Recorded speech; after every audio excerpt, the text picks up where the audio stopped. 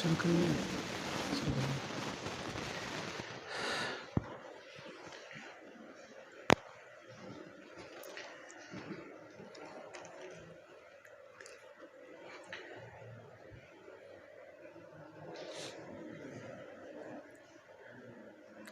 ونصلي على رسوله الكريم.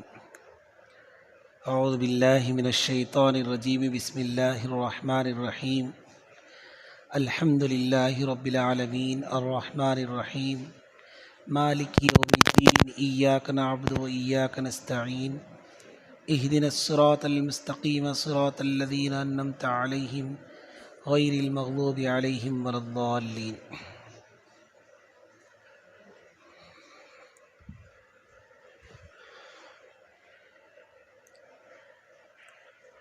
یہ مجلس تفسیر قرآن کی مجلس ہے. ایک ایسی کتاب کی تفسیر جو ساری کتابوں کی سردار ہے. ہر کتاب سے بھی اس کا مقام بہت بڑا ہوا ہے، یہاں تک کہ آسمانی کتابوں میں بھی اس کا مقام بہت اونچا ہے. اور اللہ تبارک و تعالیٰ کی ذات نے کسی بھی کتاب کی حفاظت کی ذمہ داری نہیں لی سوائے قرآن مجید کے. اللہ تبارک و تعالیٰ نے قرآن مجید کے سلسلے میں یہ کہا، انا نحن نزلنا الذکر و انا لہ لحافظون. ہم نے ہی اس قرآن کو نازل کیا ہے، ہم اس کی حفاظت کرنے والے ہیں. تو سب سے پہلے ہم جو تفسیر کی پہلی مجلس ہے، یہاں یہ بتانا چاہتا ہوں کہ اس سے پہلے بھی یہاں تفسیر ہوئی تھی، پھر ذمہ داروں کے کہنے کی وجہ سے پھر شروع سے شروع کیا جاتا ہے، یعنی اعوذ باللہ من الشیطان الرجیم سے تفسیر شروع ہوگی. اب اس مرتبہ ایسا ہوگا کہ زیادہ تفصیلی بات کے بجائے، کیونکہ اس وقت میں کیا ہوا تھا کہ 35 وارم سورہ فاتحہ کو لگ گیا تھا، تقریباً 35 ہفتے سورہ فاتحہ کے لیے خرچ ہو گیا تھا. اب ایسا نہیں ہوگا، کچھ تفصیلی بات کے بجائے کچھ اجمالی خاکہ، تاکہ قرآن مجید جہاں تک ہو سکے جلد ہمارے سامنے آ جائے. دوسری بات، اہم بات بتا دینا چاہتا ہوں، دنیا میں کئی لوگ تفسیر کرتے ہیں اور ہزاروں کے علماء کرام تفسیر کیے ہیں اور ان کی کتابیں موجود ہیں.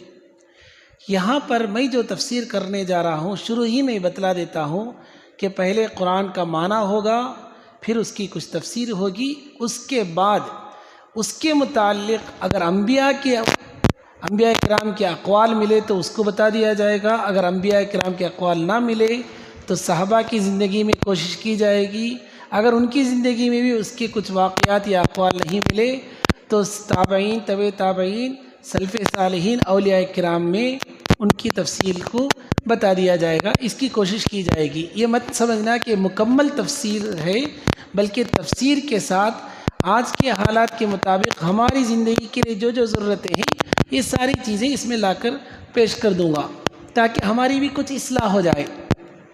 اب رہی بات، یہ سمجھے کہ اللہ کی کتاب ہے، اس کا بڑا مقام ہے اللہ کے پاس. 2-3 حدیثیں بیان کر دیتا ہوں کہ اللہ کے نبی صلی اللہ علیہ وسلم فرمایا، اگر تم اللہ سے کلام کرنا چاہو، بات کرنا چاہو، تو اس کے لیے آسان طریقہ یہ ہے کہ تم قرآن کھول کے بیٹھ جاؤ.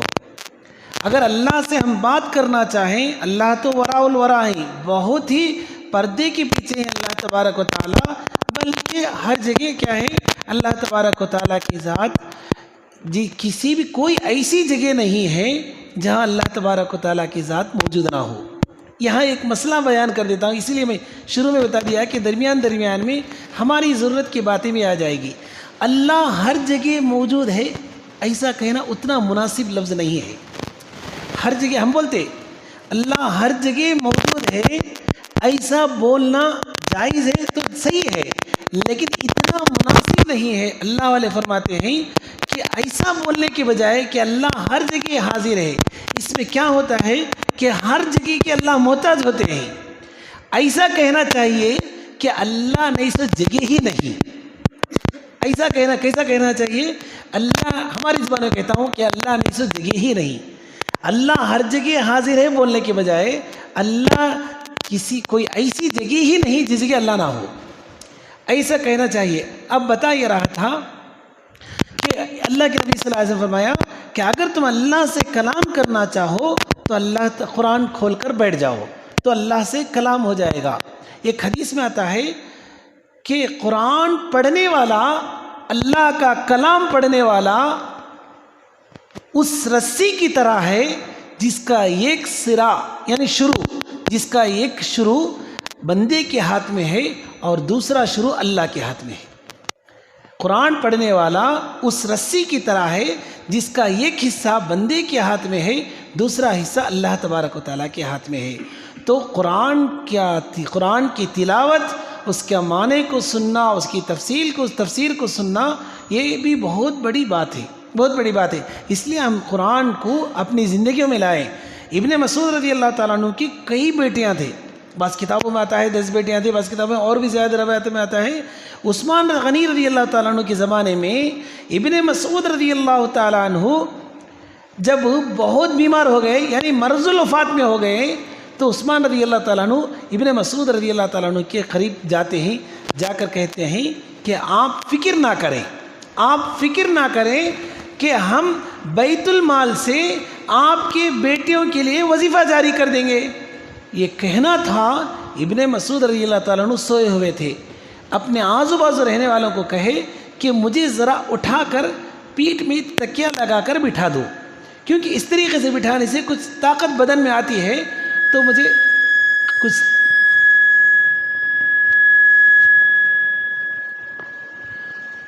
تکیہ لگا کر بٹھا دو۔ تو ان کو تکیہ لگا کر بٹھا دیا گیا۔ تو انہوں نے کہا، آپ عثمان رضی اللہ عنہ جو خلیفہ ہیں ان سے کہتے ہیں، آپ ہمارے روزی کے سلسلے میں فکر نہ کریں، آپ روزی کے سلسلے میں ہمیں مشورہ نہ دیں، بلکہ میں نے اس حدیث پر عمل کر لیا ہے جو حدیث میں نے اللہ کے نبی صلی اللہ علیہ وسلم سے سنی ہے۔ کیا سنی ہے؟ اللہ کے نبی صلی اللہ علیہ وسلم فرمایا کہ جس گھر میں مغرب کے بعد سورہ واقعہ پڑھا جاتا ہے اس گھر میں کبھی تنگی نہیں آئے گی، اور میں نے اپنے سارے بیٹیوں کو سورہ واقعہ یاد دلا دیا ہے، بس مجھے اللہ کے نبی صلی اللہ علیہ وسلم کی حدیث پر بھروسہ ہے، آپ ہماری فکر نہ کریں۔ تو کہنے کا مطلب یہ ہے کہ قرآن کی تلاوت گھروں کے اندر روشنی ہے، زندگی میں روشنی ہے، زندگی کے بعد جو زندگی ہے اخروی زندگی، وہاں روشنی ہے، قبر میں روشنی ہے۔ ہر ایک صحابی آ کر اللہ کے نبی صلی اللہ علیہ وسلم، ایک نئی حدیث پڑھا میں آج ہی چونکہ تفسیر دیکھ رہا تھا، ایک صحابی آئے اللہ کے نبی صلی اللہ علیہ وسلم کے پاس، آ کر کہنے لگے، اللہ کے نبی صلی اللہ علیہ وسلم، میرے اہل و عیال بہت زیادہ ہیں اور میرے گھر میں تنگی بھی ہے۔ تو اللہ کے نبی صلی اللہ علیہ وسلم فرمایا کہ کام کرو، تم بھی خوش ہو جاؤ گے، اللہ بھی خوش ہو جائیں گے، اور تو اس کی وجہ سے تمہارے گھر کی تنگی بھی دور ہو جائے گی۔ تو اللہ کے نبی صحابی کہتے ہیں کہ بتائیے یا رسول اللہ کیا کروں؟ اللہ کے نبی صلی اللہ علیہ وسلم فرمایا، تم جب گھر جاؤ تو گھر والوں کو سلام کرو، سلام کرنے کے بعد ایک مرتبہ سورہ اخلاص پڑھ لیا کرو، قل اللہ احد اللہ الصمد لم یلد ولم یولد ولم یکن لہ کفوا احد، ایک مرتبہ اخلاص پڑھ لیا کرو۔ یہ کہہ کر اللہ کے نبی صلی اللہ علیہ وسلم ان کو بھیج دیے۔ وہ جا کر کیا کرتے ہیں؟ گھر میں جا کر سلام کرتے ہیں، سورہ اخلاص پڑھ کر اپنا کام کرتے۔ ایسا ہی کچھ عرصہ گزرا تو واپس آ کر اللہ کے نبی صلی اللہ علیہ وسلم کہنے لگے، اللہ کے نبی صلی اللہ علیہ وسلم، تمہاری بات پر میں نے عمل کیا، صرف میری ضرورت پوری نہیں ہوئی بلکہ میرے آزو بازو رہنے والے سب کی ضرورت پوری ہو گئی۔ تو اللہ کا کلام یقین کے ساتھ پڑھنے میں اتنا بڑا فائدہ ہے۔ اور دوسری اہم بات ہے کہ اللہ کے کلام کو یقین کے ساتھ پڑھ کر کئی لوگوں کی زندگیاں بدل گئی۔ صحیح اس اعتبار سے آپ جا کر دیکھیں، ہزاروں واقعات ہمیں ملتے ہیں جس کی وجہ سے ان کی زندگیاں بدل گئی۔ ایک تھے موریس بکیل، شاید اس سے پہلے میں واقعہ بتایا رہوں گا کہ موریس بکیل ایک ڈاکٹر تھے۔ اب وہ 1880 پر 9 میں فرعون کے لاش کو کیا کر دیا گیا، چند دنوں کے بعد وہ بلڈنگ وغیرہ گر کر ان کی لاش کو چھپا دیا گیا تھا، فرعون کی لاش کو. یہ فرعون کی لاش جو ہے 1880 پر 9 ہی میں فرعون کی لاش ملی ہے. تو کیا کرتے ہیں ڈاکٹر موریس بکیل، ان کو آ کر ریسرچ کرنے کے لیے فرعون کی لاش کو دیا جاتا ہے. اب وہ ریسرچ کر کے کنفرم کر دیتے ہیں کہ یہ فرعون ہی کی لاش ہے. تو ان کو خوشی تھی کہ میں کیا کیا، ایک بہت بڑے تاریخ کو میں نے کیا کر دیا، میرے ذریعے سے وہ تاریخ جاگ گئی اور تاریخ کو لوگوں کے سامنے بولنے کا موقع مل گیا. تو ان کے ایک دوست تھے، عرب دوست تھے. عرب دوست کیا کرتے ہیں، ان سے ایک آیت پڑھ کر ان کو سناتے ہیں. ایک آیت فَالْيَوْمَ نُنَجِّيكَ بِبَدْنِكَ لِتَكُونَ لِمَنْ خَلْفَكَ، یہ آیت پڑھ کر سناتے ہیں. یہ اللہ کی طرف سے آیت نازل ہوئی. تو اس وقت میں اللہ کے نبی صلی اللہ علیہ وسلم پر نازل ہوئی یہ آیت اب پڑھ کر سناتے ہیں. سنا کر اس آیت کا ترجمہ کیا ہے، ہم لوگوں کی ہدایت کے لیے، لوگوں کو سبق سکھلانے کے لیے ہم کیا کرتے ہیں، بعض چیزوں کو بچا کر رکھتے ہیں. یہ آیت جب ان کر پڑھ کر سنائی گئی تو ان کو دل میں ایک عجیب سی کیفیت پیدا ہوئی. میں سمجھتا تھا کہ میں نے ریسرچ کر دیا، حالانکہ اس سلسلے میں 1400 سال پہلے، 1400 سال پہلے ہی قرآن میں یہ آیت نازل ہو گئی ہے. یہ میرا کام نہیں ہے، بلکہ یہ اسلام میں یہ چیز پہلے ہی سے موجود ہے. یہ سن کر وہ اسلام قبول کر لیا. تو ایسے کئی واقعات ہم دیکھ سکتے ہیں، ایک واقعات نہیں، کئی واقعات. ایک تھے تغاتا تغاشون، کئی واقعات، صرف ایک واقعہ بتا دیتا ہوں. تغاتا تغاشون ایک بہت بڑے کیا تھے، وہ ریسرچ کرنے والے تھے. 1980 پر 2 میں 1980 پر 2 تک ریسرچ سینٹر میں یہ بات طے ہوئی تھی کہ کیا ہوتا ہے، گوشت کے کٹنے سے تکلیف ہوتی ہے. 1980 پر 2 میں ایک نیا ریسرچ کیا ہوا، تغاتا تغاشون. یہ پورے ملک کے جو ڈاکٹروں کے جو بڑے ممبرس تھے، انہوں نے ایک ریسرچ کیا پیش کر کے یہ کیا کہ آج سے کیا ہے، یہ جو کٹتا ہے جسم کو، کوئی آدمی کاٹتا ہے، وہ گوشت کٹنے کی وجہ سے نہیں، اوپر کے چمڑے کی وجہ سے کیا ہے، درد ہوتا ہے. چمڑا کٹنے کی وجہ سے اسے تکلیف پہنچتی ہے. یہ ریسرچ کر کے قانون پر یہ کر دیا گیا، پہلا دیا گیا کہ آج سے یہ نیو ریسرچ ہی کیا کیا جائے گا، کہا جائے گا یا پڑھا جائے گا. 1980 پر 2 میں. اب وہ ایک چیز ان کے دل میں کیا تھی، مسلمان کہتے ہیں کہ جب آدمی کو جہنم میں ڈال کر جلا دیا جائے گا تو جلنے کے بعد جب اس کا چمڑا جل جائے گا تو گوشت باقی رہے گا. اب اس کے بعد وہ آرام سے سو جائے گا، اسے کوئی تکلیف نہیں ہوگی. ابھی ان کے دل میں ہمیشہ ایک بات دوڑتی تھی ان کے ذہن میں کہ یہ نیا ریسرچ ہے اور یہی صحیح ہے کہ چمڑا کٹنے پر کیا ہوتا ہے، تکلیف ہوتی ہے. جب دوزخ میں ڈالنے کے بعد اوپر کا چمڑا جل جائے گا تو اس کے بعد اسے تکلیف نہیں ہوگی، وہ آرام سے رہے گا. یہ ان کے ذہن میں، یہ مسلمانوں کی جو بات ہے میرے دل کو نہیں لگتی. ایسا وہ سوچتے رہے. ایک عالم سے ملاقات ہو گئی. عالم سے ملاقات ہونے کے بعد یہ سوال انہوں نے کر دیا، تو کرنا ہی تھا.